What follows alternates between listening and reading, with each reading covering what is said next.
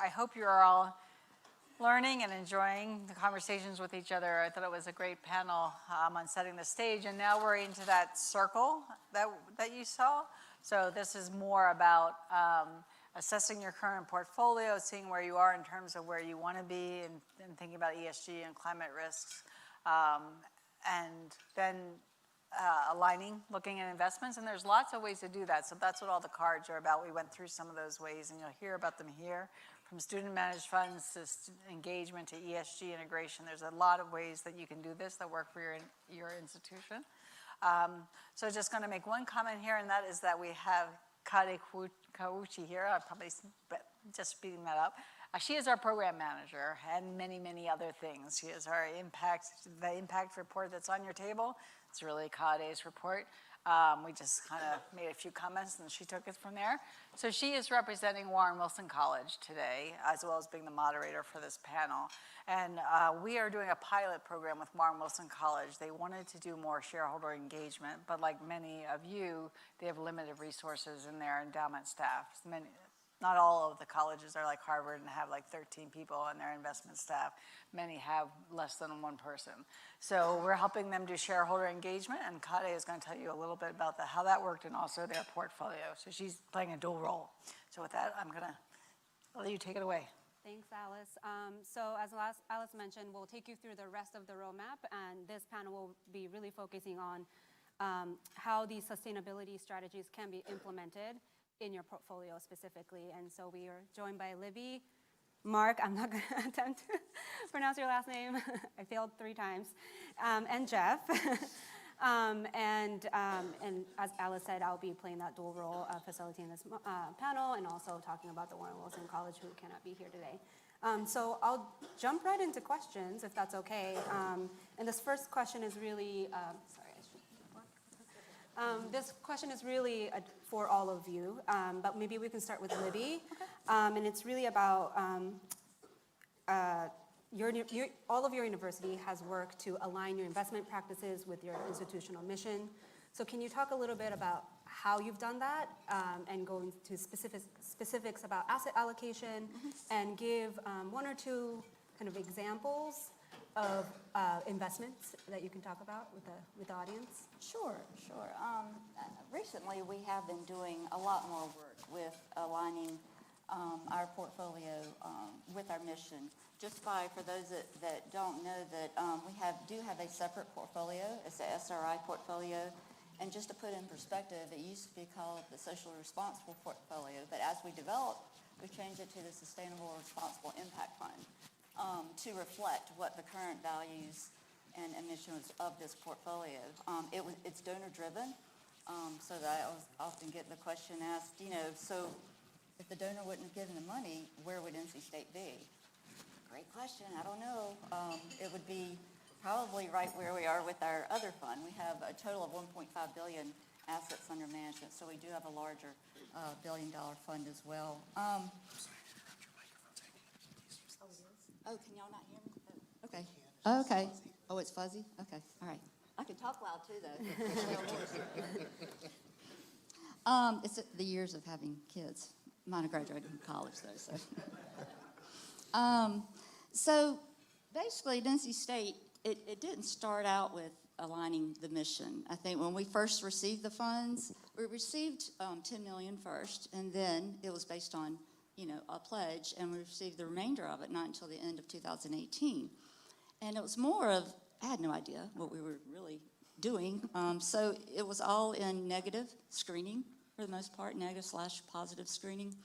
But as we've developed and as we've learned, there's a lot of education, a lot of research.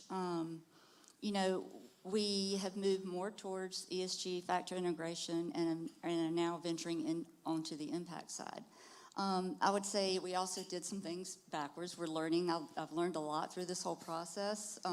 We started with, we got a new fund investment policy statement, so let's do the asset allocation. We need an ESG one as well. And so around that was negative screening. Best in sector, we had to make sure that we wanted to have a broad, diverse universe in order to invest. But like I said before, that has since changed too.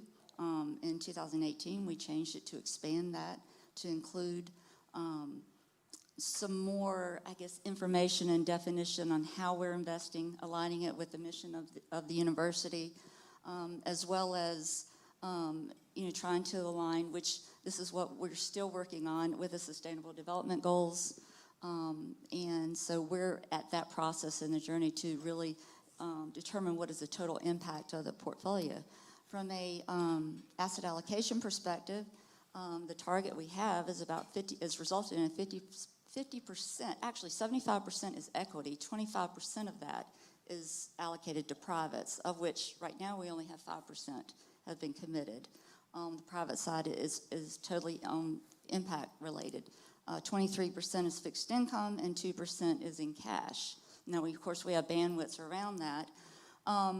But, that's, once we have those risk parameters set, we've made changes within the portfolio. We've moved out of some of the negative screening, gone with those with ESG integration. Some of the recent things that we have done in order to align with the mission have been the land grant university at NC State, ag, engineering, those are big components of our university. And so we've invested, committed funds to a fund that is investing in ag technology, from not just from the local farmer perspective, as well as to big corporate providers. We've also invested with a manager who is actually providing loans to companies who are trying to develop through technology ways in order to reduce the amount of diseases that are found within chickens. So, there may not be any E. coli outbreaks anymore. So those are the types of things, and how we've sort of measured that is, we do through the impact, you get impact reports of managers, but we're still working on the other part. But I don't want to take too much time, so I'll pass it on to Marc. Yeah, that'd be great. Thank you, Libby. In my case, the university back in 2015 tabled for approval of the board a sustainability policy which had really 4 pillars. You had the operations, otherwise known as scope 1 and scope 2 for the university. And then we have the academic and research program. And then there was the financing part, and then the investment part. And so that's to make it a whole holistic approach to sustainability, which reflects the whole values of the university all in one. And so then I had to, as a result of that, I had to rearrange some of my office's activities. So, for example, our capital budget process and financing program was adjusted to take into account the criteria of sustainability and the prioritization process, which eventually led us to issue last year a sustainable bond. We're the first university to issue a sustainable bond last year. So that integrates the funding and financing part. At the investment, this is where we reorganize our foundation. The foundation is the investment arm of the university outside of pension, because where we are, pension is a whole different legislation framework. And the foundation is a multiple investment program. It's not only donation. All of our investment needs, from sinking funds to group insurance plans, are in there. And it was to reorganize it in a way so we can reflect that sustainability aspect. So we inspired ourselves from the impact project management framework. So you get the category A and B, which is your avoidance and your benefits.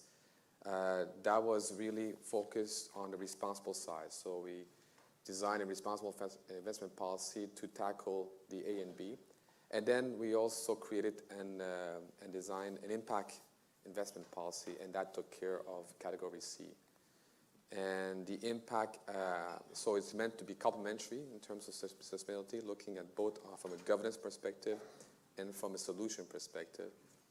So from the solution perspective, the impact investment policy is twofold with its orientation. One is we have to define themes that are related to the values of the university.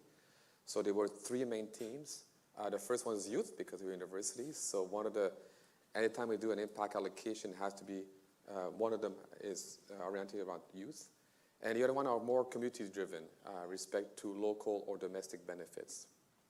And at the same time, while addressing while the impact allocation has to be addressing one of the three themes, at the same time, we want also to address all 17 Sustainable Development Goals. So it provides a way to manage risk and returns from a diversification perspective, because if you tackle all 17 SDG, then you're really well yourself diversifying. So it also provides a message, a value message from the university that we also believe in addressing the maximum we can in terms of impact. So for examples, because I haven't heard much people talk about impact investments. So we've done 7 allocations so far. One of them is it's a local VC that was able to create a new way of providing access and affordable electricity to regions that don't have any. So it was a local VC, but the target market is mainly in Africa. It was also a franchise play in there, so it was also a job creation as well. We also allocated towards recycling of produce food. So there's a lot of recycling of livestock, but very few of produce, which is what they call ugly food, fruits and vegetables essentially. And livestock is a huge proponent of landfill. So this one is actually taking groceries, pulp, breweries, juice bars, and restaurants, pretty much giving us their what they call ugly food, and we're recycling it, and we're creating new products with it, but at affordable price, because as you know, healthy food are expensive. So not only are we recycling in this case, but we're also doing it at affordable price, and it's a lot of local VCs that's doing this. We also allocated towards a business disruptor in the wind farming industry that allows the creation, the implementation of propellers to be at half of the cost, because it's a very heavy barrier to entries. This was actually from Estonia, but one of the benefits, because it was not meeting any of the benefits, the manager that I dealt with asked if the head office company could be moved to Montreal as a result, and he was able to do that, which is one of the big lessons I got out of it, is that to associate yourself with those who have influence, and they can make it really tie into. In all cases, we always try to tie ourselves with the university students.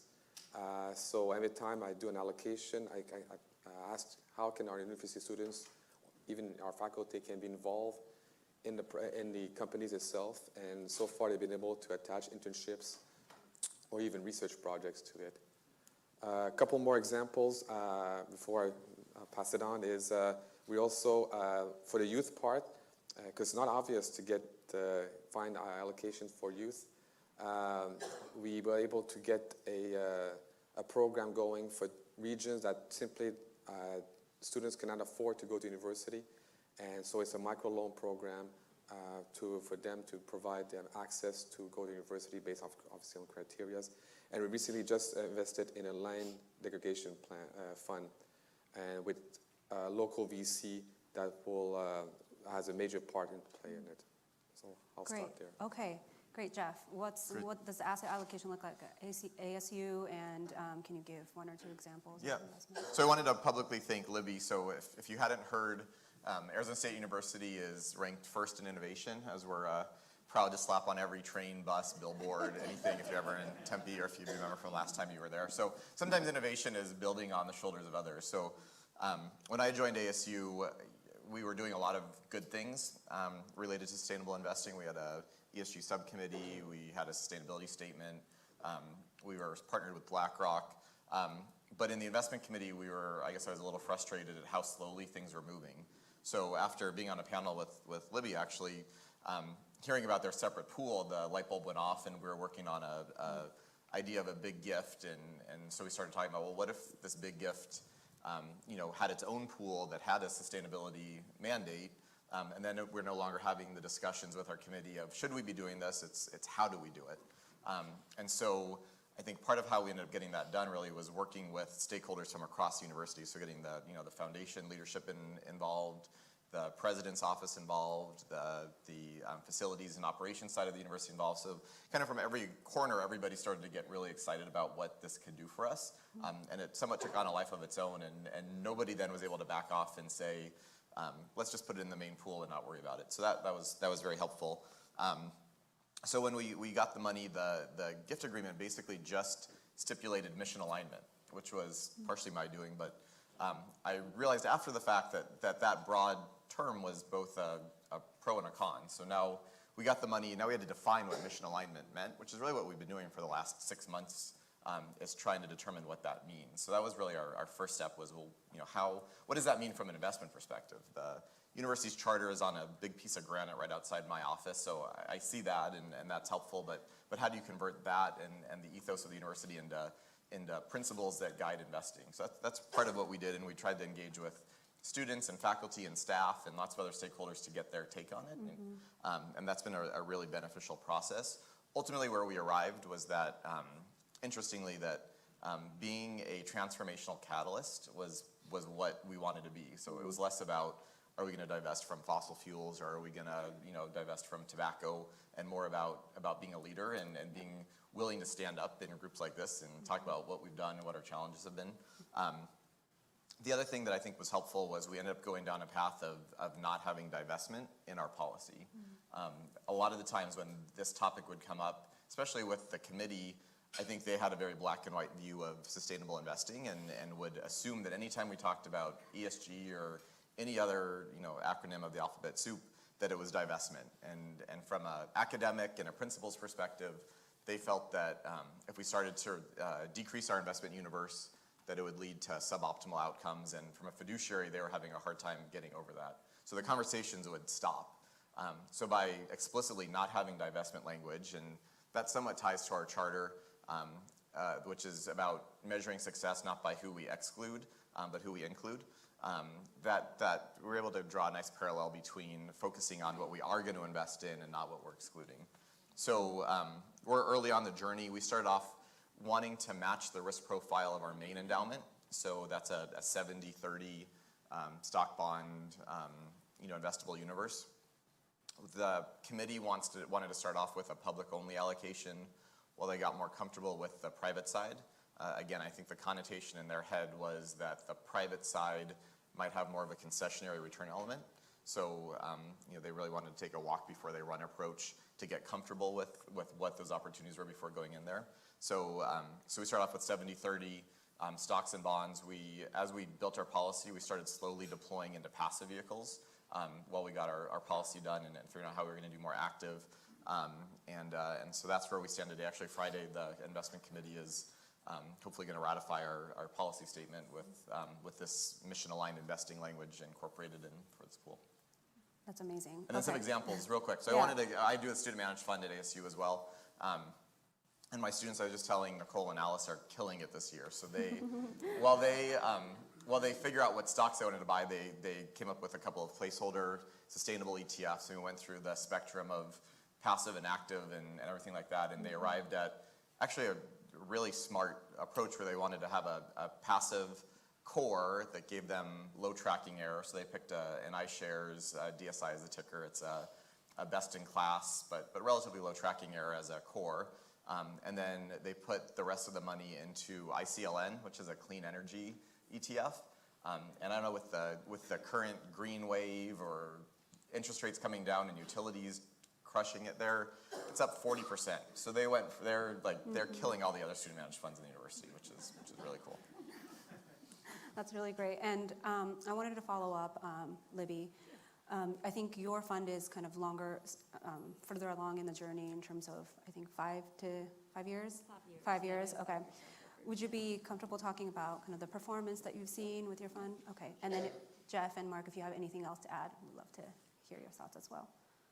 I'm looking down at the performance right now. We've, as of December, I'm sorry. I keep forgetting. I keep thinking this word. So as of, these are December information. I will say just initially, or on the onset, that for the 1, 3, and 5 year, it has outperformed our benchmark. And what is that? We use We don't use a special benchmark. We just use a 70% All Country World Index, 30% Barclays Ag. For the 1 year, we returned 19.3% as of December. That's about 500 basis points over our large endowment. For the 3 year, 13.8% versus the benchmark, which was 10, and our larger endowment, that's about 500 basis points. No, about 400, sorry. Then over the 5 years, 9.6. That's about 160, 170 basis point over the larger endowment, and about almost 300 over the index. So it has been successful. You know, it's interesting. I've always, and I've said this in many areas, that, you know, my philosophy is build it and they will come, in a way. So, you know, we're building this portfolio, and I am happy to say that we are opening up to other donors. But as far as getting, you know, what does that look like? You know, I'm like, okay, so where's the marketing? Are the development officers on? Do they understand what it is? How are they going to approach that? You know, I'm having a few crickets right now going on. So have several things that are on my agenda related to that. So I mean, it's exciting, and it's exciting to see just more. What I'm really looking forward to is to being able, which I've said this many times, is measure it from a total portfolio perspective of how we're making the impact. And I've seen a lot of impact just talking with some of the private managers out there that are really making a difference, especially as it ties into the mission. So, you know, we are in that, what they call J-curve effect, but, you know, that's okay. That's it. You've got to start somewhere. And so I think, you know, our goal is to build that up 5 to 25%. So. Okay, great. Anything to add? Yeah, well, in our case, it's only been a year. That the whole of the foundation is a multiple pool program, so the responsible side is applicable to the whole of the foundation. The impact is only to the long-term pool because it's a long-term duration. So I'll just speak to the long-term pool, which is together is a combination of responsible and impact investments. So last year we earned 16%. That's our return. And I forgot how much over the benchmark it is. I mostly focus on absolute rather than relative. And the impact is all VCs and micro loans. So so right now it will take a while before I get some returns. I'm getting some impact, social, environmental returns, but not yet on the financial side. Okay. And then I'd say, since we tried to build our pool to match the risk profile of our main endowment, but the asset allocation is going to be very different until we incorporate alternatives. So I've tried to report to our committee, at least at the apples to apples kind of asset class level. So how our large cap ESG holdings doing relative to the S&P 500. So it's comparable. So they've, in the 6 months in U.S. developed and emerging, they've all outperformed. The other nice thing about, again, having this pool is that in every report to my committee every month, this is a topic of conversation. By governance, this is a separate pool. They have oversight of it, so they need to know how it's doing. Again, we're largely in cash as we slowly go, so the overall performance is not super informative, but I'm getting a avenue, monthly to elevate this conversation. Similarly, our student managed fund presented at our committee meeting in December, had 30 minutes in front of the decision makers to talk about what they're doing from a sustainable investment perspective, and again, try to change that dialogue that sustainable investing is not just about divestment, and be able to have a captive audience that's passionate about students and learning by virtue of their volunteering at a university, to hear from students in not a protest activist kind of way, but a educational way, which has been really valuable. That's great. And I did promise to talk about the Warren Wilson College, so I have notes in front of me. So Warren Wilson College did divest in 2015, and by 2018, about 84% of their portfolio was completely divested, mostly from public equities and fixed income. And how they did that was they created a separate managed account, optimized to the benchmark. And I have here that they are working with Rumline for US stocks, Parametric for international stocks, and then Breckenridge for the US fixed income investment grade. And they also moved to a fossil fuel-free commingled fund for their emerging markets equity. However, while they've divested from companies with the largest fossil fuel reserves, They also recognized that they were exposed to climate risk in other industries, since climate change risk is, in every sector of our economy. So IEN is working with the Warren Wilson College along with our partners at Boston Trust, Walden, Tim Smith over there, and as you saw, and ICCR, to help them co-file our shareholder resolutions around climate risk and other issues that were highlighted in their investment policy statement, such as diversity.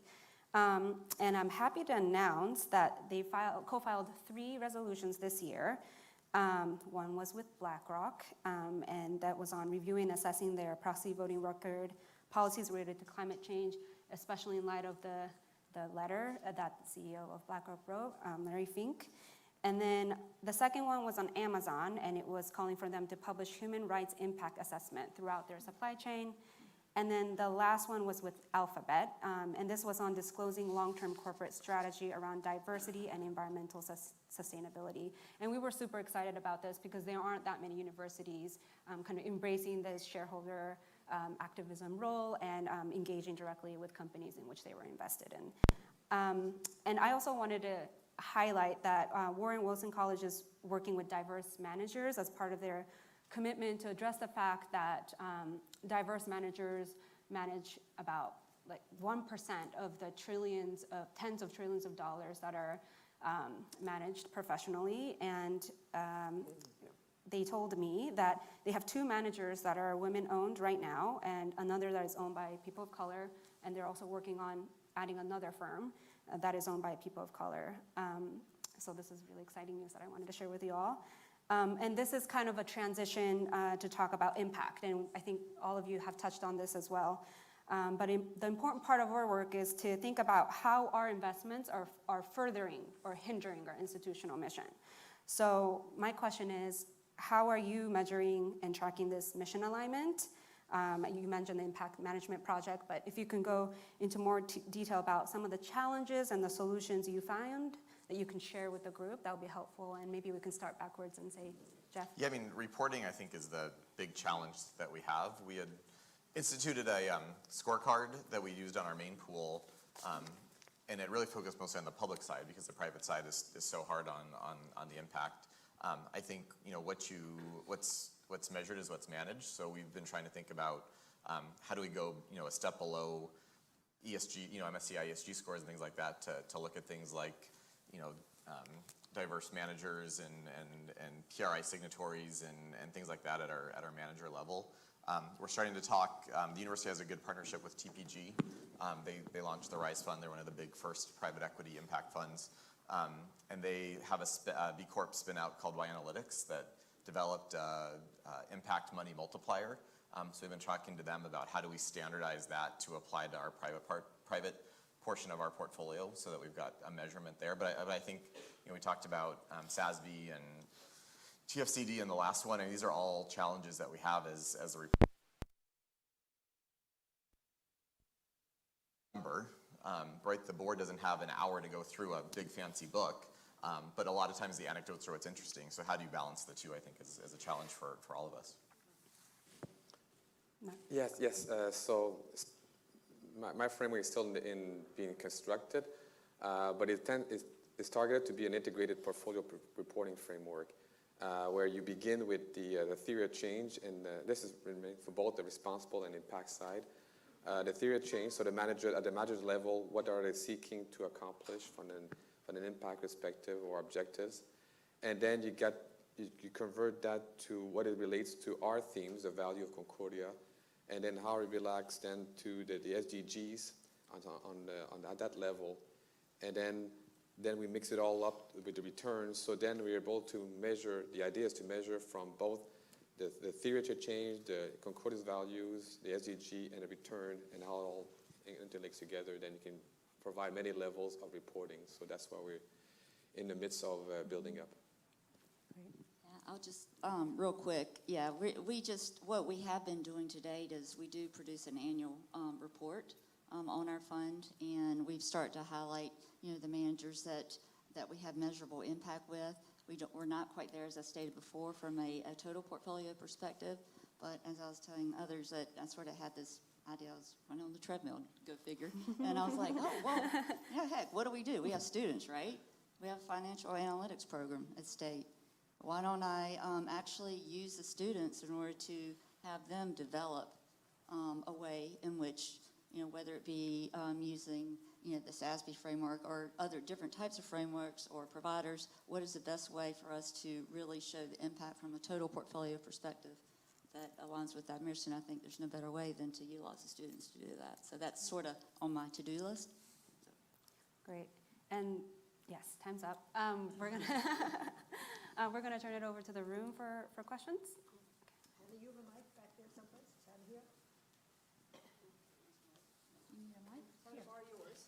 Yeah, so I can find that one. Do I have any questions in the room? What questions do we have? Here we go.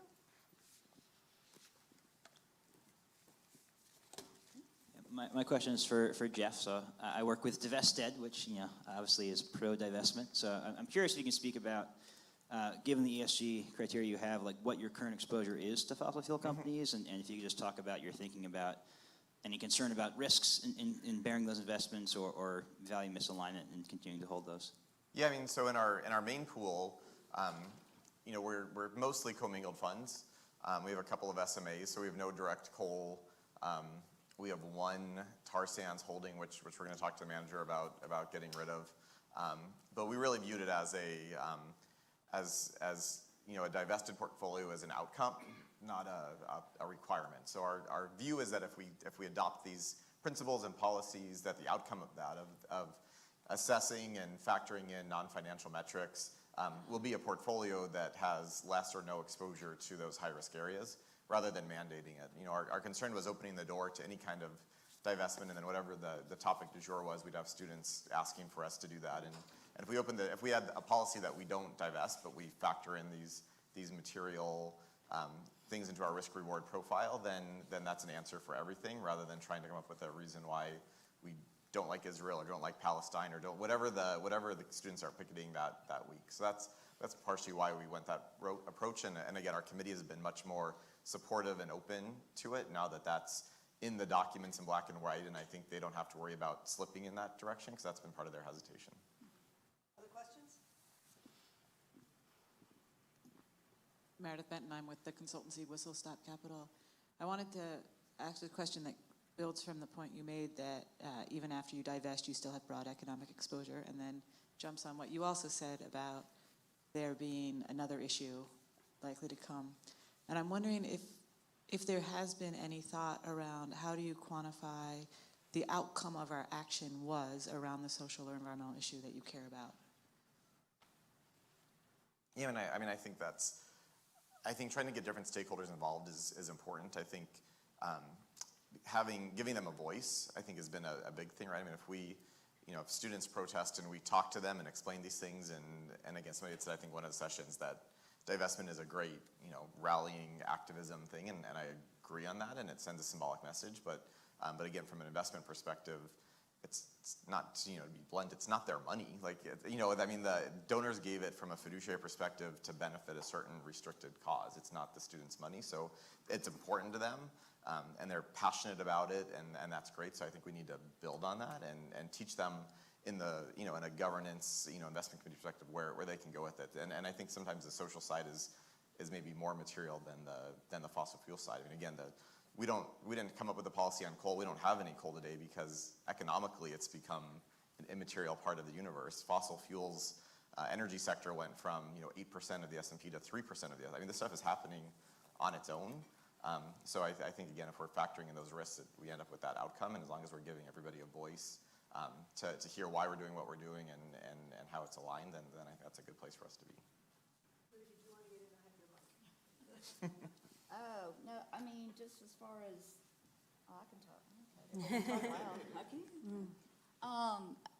I think, as I said before, we don't have a way in order to measure in totality. However, for our larger portfolio, I will say that there is about a 5% exposure to different types. However, what's very tricky with that portfolio, and why there are some, but I have learned some tips from Tim, thank you, on how to address that. 85% of that portfolio is actually it's invested in what's called a system fund, where other universities in North Carolina can invest in that fund, and so I don't have any control over that. And the other part of the portfolio I do, which I have some ideas for, especially on the private side, the way that we're going forward. Of course, we don't have any at all in our sustainable portfolio. So that's sort of, I mean, there has been discussions with that manager of the system fund, and they do invest in renewables. So, I mean, there's a whole divest to invest. But I think also, one of the sessions did say, well, let's celebrate what you are doing good. And I think that's something that the students miss, is when they come knocking on our door, they talk about the divestment, and they said, you need to divest from the park endowment. Well, the park endowment is invested in the Sustainable Responsible Impact Fund. So that just tells you the educational part. And it's not you educate them once, you got to keep going, because, they graduate, right? And so you keep going over and over again. So. So at this point, it's time for you to go back to talking. Can you click for me? Oh, Alice isn't here. She can't do it. And she left with the clicker. That's all right. Oh, there she is. Thank you. So this is a chance for you again. First of all, thank you to our panel. They're going to come down and join you.